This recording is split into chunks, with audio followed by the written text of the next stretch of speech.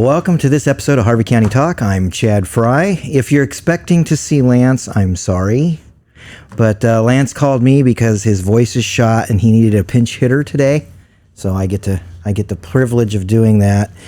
And when I found out who it was I would be sitting to talk to, I got really excited, right? Because this is definitely a big want to right here. So today on the program, we've got Sal Lujano. How you doing, Sal? Good. Thank you for having me. Yeah, so you've been around Newton for your entire life, right? Well, yeah, the family moved to Newton back in '89 to be exact. My father had a dream to own his own restaurant, and he found that opportunity with a family member, his Aunt Hope Jaso, that owned a restaurant here. She gave him the opportunity to move to Newton and start his business. And little did we know that his dream would encompass the entire family. And so we kind of latched on to his idea and brought his dream home, made it a reality. Yeah, you got to be part of one of the hardest working families in town, right? I appreciate that. Yeah. I remember as a college student going into your dad's restaurant on Main Street. It's now over on Broadway. On Broadway, right? And you have an eatery of your own with your wife and mother-in-law. Is that right? That's correct. Yeah. So, as many of you know, I had plenty of experience helping the parents with their restaurant, and my wife tells me one day, she says, "Hey, there's a need for a good breakfast place in Newton. What do you think?" And I said, "Well, I can help you. I know the restaurant in and out, so I can help you with those things." And we decided to open Del Puente Cafe right there on the corner of Broadway and Main. And as you said, she runs the front of the house, and my mother-in-law is the chef back there running the back of the house. And between them two and my girls helping on the weekend, they've pretty successful business. I'm proud of them. Awesome. And I love the tacos El Pastor for lunch. I just throwing that out there. So we've covered that you've got your fingers into your own restaurant, but aside from that, what are you doing now? So I've been in banking for quite a few years, and I'm currently a loan officer at People's Bank and Trust here in Newton, a new branch just south of town. I enjoy that quite a bit. Been banking for probably about 15 years now, and helping people out with loans is kind of a passion of mine. Seeing them come to the bank, and whether it's requesting their first auto loan, getting that 18, 20-year-old person in their first car, seeing the smile on their face when they're able to walk out of the bank and say, "Hey, I have something that's mine that I'm going to pay for with my job," or someone buying their first house. That's an emotional process, and seeing young couples or just someone that's ready to take that next step and walking them through the process, and once again seeing the look on their face when they're finished signing that stack of documents that now says that they are homeowners and welcome to that step in your life. Or even helping small businesses. I've seen quite a few businesses start. So we've done loans to get them off the ground, and then I've seen them come back and say, "Sal, we're ready to expand. We'd like to take that to the next level." That's been very satisfactory as far as walking with them and seeing how they've expanded, how they've grown. So that brings me a great deal of joy. So I love what I do. So let's take the brain back to high school, right? You're a railer. And when you were a railer, did you think that banking was where you were going to end up? You know what? I will be honest with you. I remember, and this is going to probably date me a little bit, there were classes offered, computer classes at the high school, and so I'm looking at what classes to choose, and I took some business classes, and computer was one, and I said I'm not taking any computer classes. There's nothing that I do that I'm into computers with or that I need them. Back in that time frame, working on cars, and running my dad's business was what I was into, and we could do that without the technology was what was in my mind. Fast forward to today's day and age, it helps do both of those things a lot easier, running the restaurant, having the software and whatnot. But in my high school years, no, I didn't think one bit about being in an office and doing what I do. But I'm glad I'm glad I took the path that I did, and I'm able to do what I'm doing now. So outside of the work, right? Banking, helping run the restaurant, those kinds of things. What do you do? What do you do for fun? Man, for fun. Well, as I mentioned in high school, tinkering with vehicles and whatnot, I still do some of that. I own a couple of classic vehicles that I enjoy working on. My style of choice would be the lowrider class. I have a 1970 Monte Carlo that's completely redone. My family likes to get dirty when it comes to doing those types of things, so I have uncles and cousins and friends that we get together and work on each other's vehicles. So we've been able to do quite a bit to that car. And for those of you that are interested in looking at it, a little plug: the Newton Downtown Car Show is coming up. I'll have it there. I try to add a little bit to it every year. There's a new piece on the vehicle this year that will be unveiled at the car show. So come out and enjoy the vehicles on that day. Other than that, I do enjoy, spending family time. I have 4 children. My oldest is married and has a little one of her own, which I get to see and always brings a smile to my face. The next one down is a junior at the high school, and she plays varsity soccer. And so I enjoy going to those games and traveling along with her. And once again, go Railers. And the next one down is an 8th grader at St. Mary's. So she'll be joining, the Railer team next year. She's kind of my artist. She likes doing art and painting pictures and quite creative. So I like expanding my mindset when we have conversations and when we talk about what books she's reading and what she's dabbling into currently. And then my youngest is a 2nd grader. He's 7 years old, and I know now why God gave me the son at the end. He wanted me to learn a few things from the girls, but man, I really have to double up on patience with that little guy, and he's so full of energy. Keeping up with him is just crazy. I'm grateful for my Y membership. Otherwise, I probably couldn't keep up with the little guy. But he's very energetic, very creative, and he keeps me on my toes, definitely. So you got all of that going on, and last few years you've been real involved over at the Newton Area Chamber of Commerce. Yes, sir. So how did that happen? How did you end up in there? Well, we'll go back to when I originally started in banking. I was asked to join the Newton Young Professionals, and I didn't quite know what that was about. So I tried it out, went to a couple of their meetings. They had a lunch and learn meeting once a month where we'd have a speaker come in and kind of give us their current events report or explain about the organization that they were representing. And that was quite interesting to me, and I enjoyed it, making connections and networking with other people in my age group. And I thought that was a very nice organization to initiate into.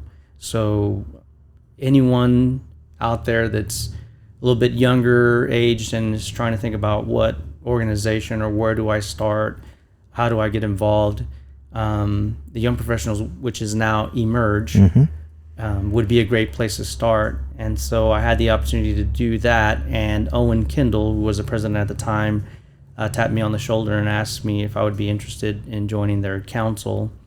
And I did that. Eventually led to the president seat of, back then, Newton Young Professionals. And when I took that role as president, with it being under the chamber organization, I automatically was awarded a seat on the chamber board. And being on the chamber board and learning a lot of what's going on and how we can help, and new businesses coming in, or what businesses do we need to go after to bring to Newton, what are we needing, all of that was very intriguing to me, and knowing that I could potentially assist with any of those things really caught my attention. So when my time was up as president of the Young Professionals, I was asked to stay on the Chamber of Commerce board, which I did. And then Pam Stevens, who has guided me and helped me quite a bit through my time in the chamber, asked if I would step up and consider moving into vice president, eventually president of the chamber. And I gladly accepted and was able to move into that position. So that's kind of the path I took to get to where I was here at the chamber. So serving as the president of a board like that can be kind of challenging, right? I mean, Absolutely. You use the word step up, and you do have to do that to be the president of one of those organizations.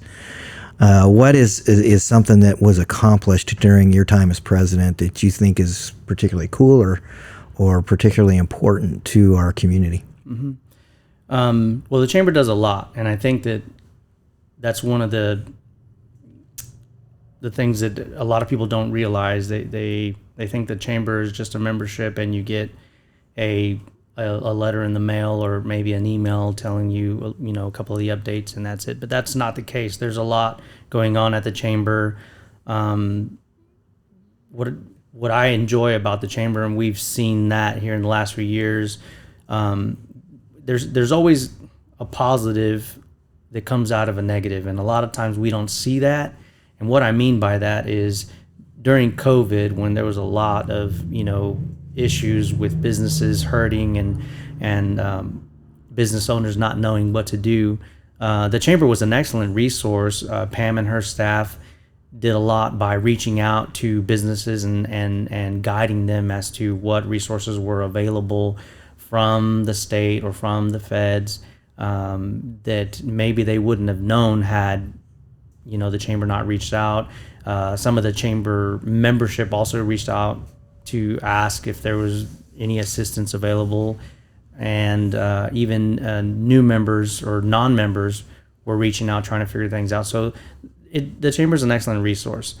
We also do gap financing. So now the chamber is involved with Network Kansas, and we're doing loans for either startup businesses that are impactful to our community that are needed, or existing businesses that are trying to move up to that next level. They are also doing that, and I'm involved in that as well. So I really appreciate that from the chamber. But I guess if I could go back to what you were asking, if you don't mind repeating that question there, Chad. I just was curious about one thing that you view as particularly cool or impactful that happened during your term as presidency. So I like to join an organization and give it 100%. I don't like to join a group and just sit at the table and twiddle my thumbs. When I decided to run as president of NYP Emerge, I wanted to make sure that I did something impactful before I left. That was kind of pushed aside a little bit. I mean, my main goal was because it hit right during COVID, so I wasn't able to see that dream become a reality. But when I stepped into the president role at the chamber, I had the idea of trying to find a way to enhance school pride. There was a lot of conversation about the negativity at the school, at the high school, and drugs at the school being a hot topic, and students not giving 100% and test scores and things of that nature. And a lot of people tend to focus on the negativity a lot more than they do on what the school is accomplishing, what awards they have won, just how they've taken things to the next level. And I guess we can get to that here in a little bit.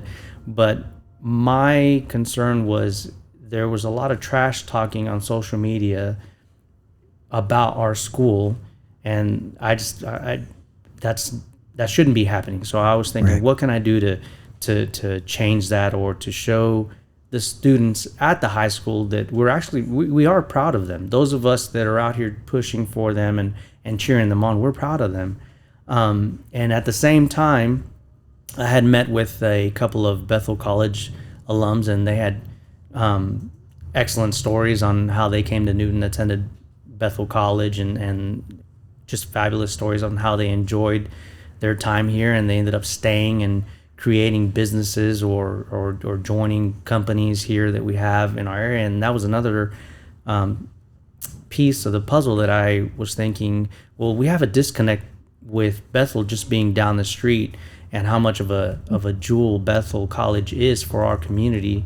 And I said, well, what can we do to also just have Bethel be a little bit more visual in Newton, and show them that we support them, because they also support our businesses in Newton. So we want to support them in return.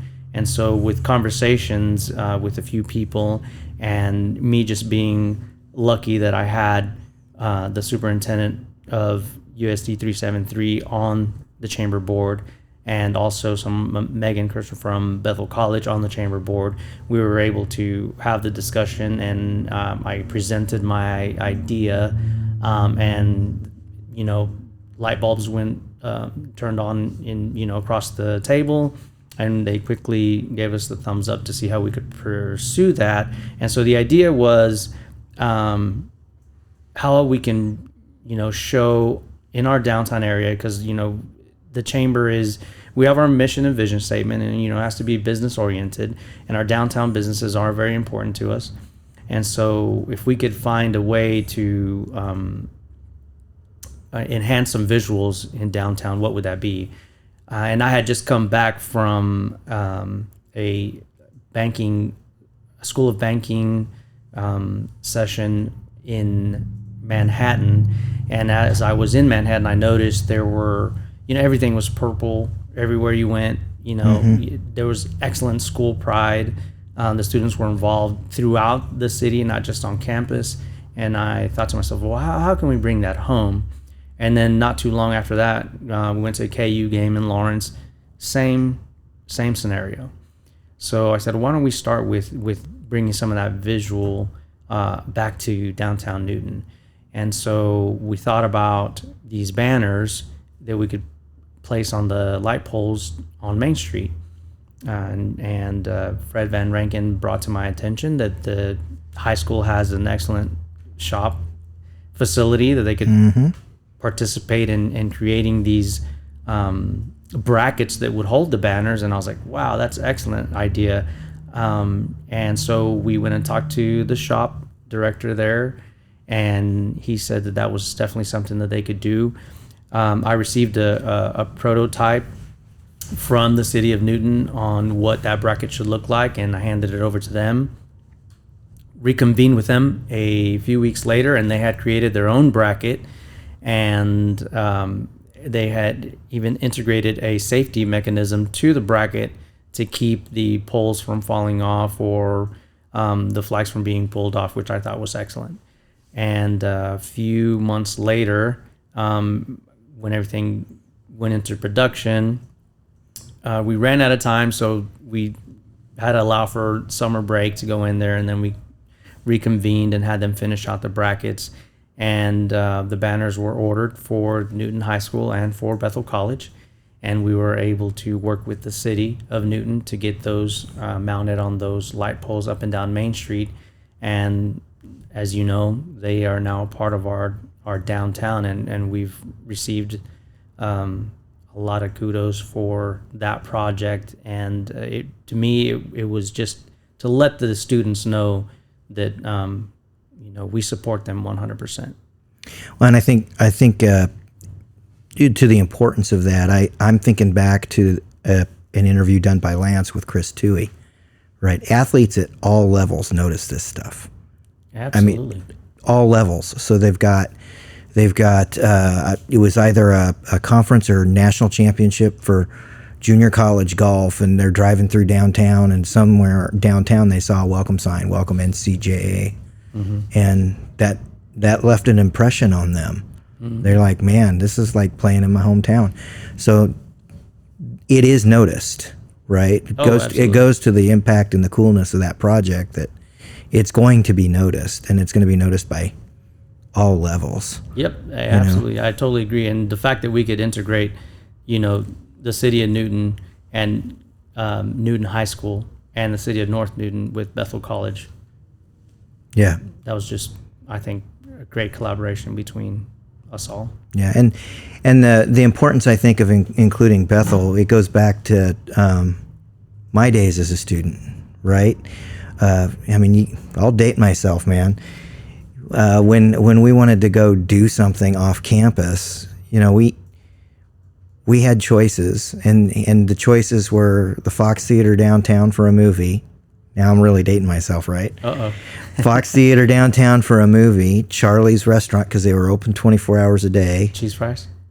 I was partial to the big plate of onion rings that Charlie was giving out, and then also the biscuits and gravy. There you go. Either of those things meal in themselves, right? Especially at 2 a.m. Drubers, right? Because they were open all night, or starting at 11:30, and some of the best donuts you'll ever eat at that time. Those basically were the choices we had. It was that or run to Wichita, and now and then the Palace Theater would win out because it would $1 admission, but you had to have a ride to get there. That is correct. Right? So I think including Bethel, very important. And I also think, and you can choose to comment on this or not, but I think that there's a significant portion of our community that has always downplayed the importance of that college, both that one and Heston, to our general community here. Personally, I think they're one of the greatest recruitment tools we have for finding people who will want to hopefully come and settle down, right?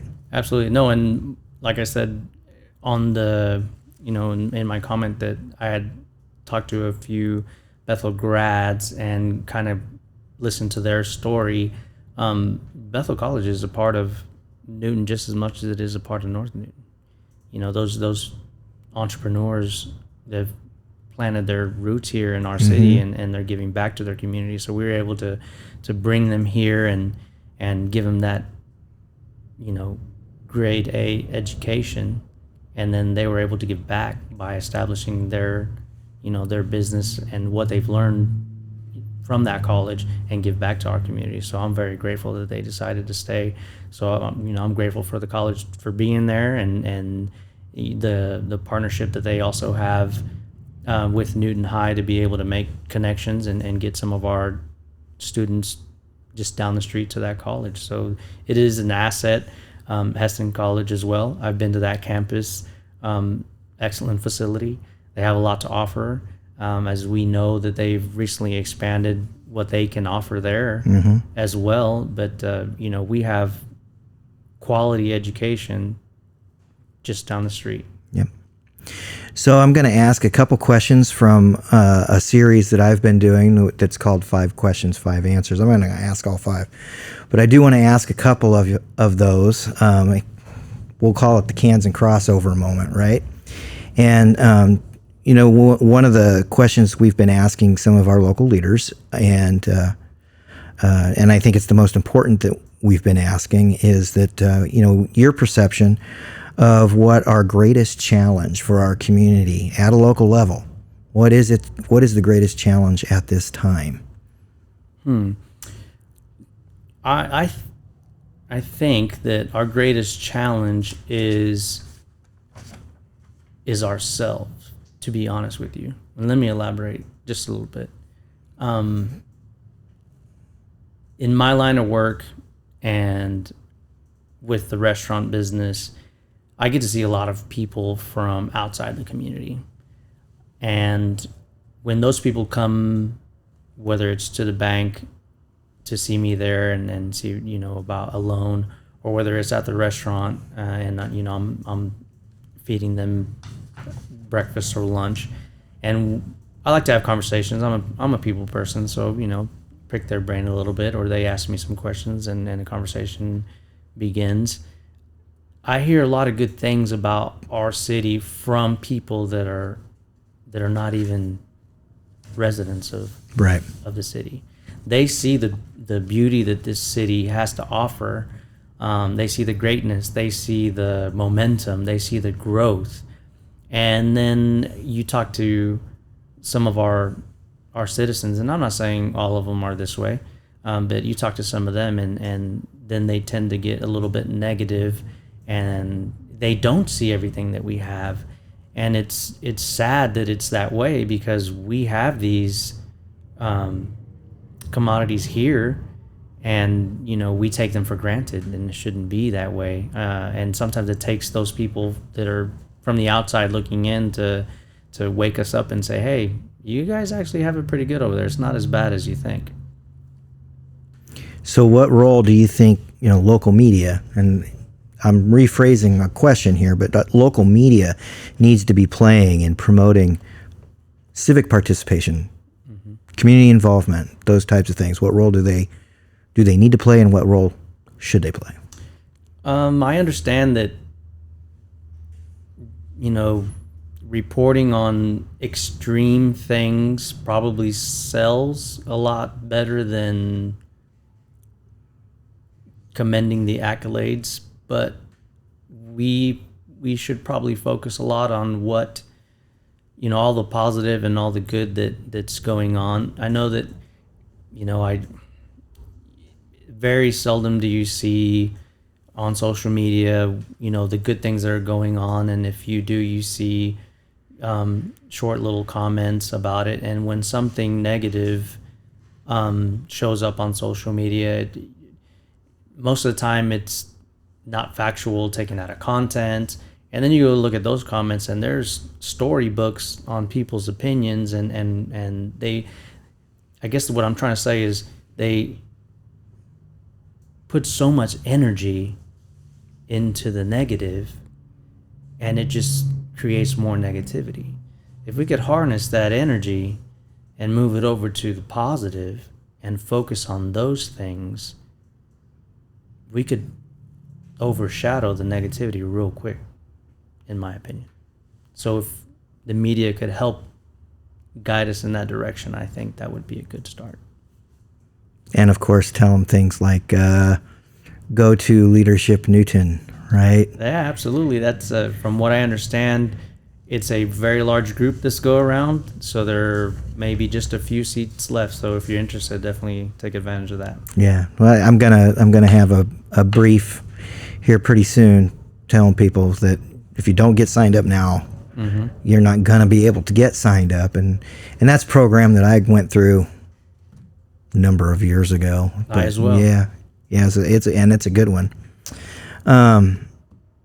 Considering our current economics, what role should media be playing with local businesses, and how should they be trying to contribute to the economic growth of the community?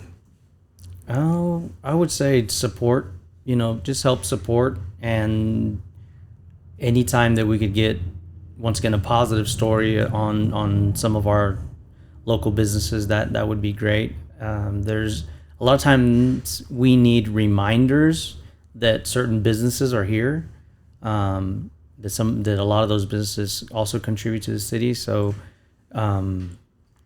even just a refresher, and I know that a lot of that responsibility is on us as business owners to make sure we're advertising and marketing and all that good stuff.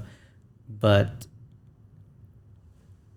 you need a partner. We right? do. One of the things that I told my chamber board when I was there as president, we were discussing how can we help the small businesses out.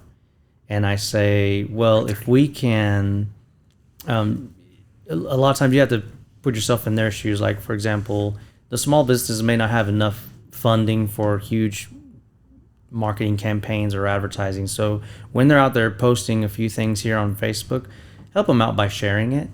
If you share it, it just gets to more people, and they share it and it gets to more people. Help expand the visual for that. So that would be a good one. If we can just share what's going on out there with these small businesses and help expand their views. Okay. That would work.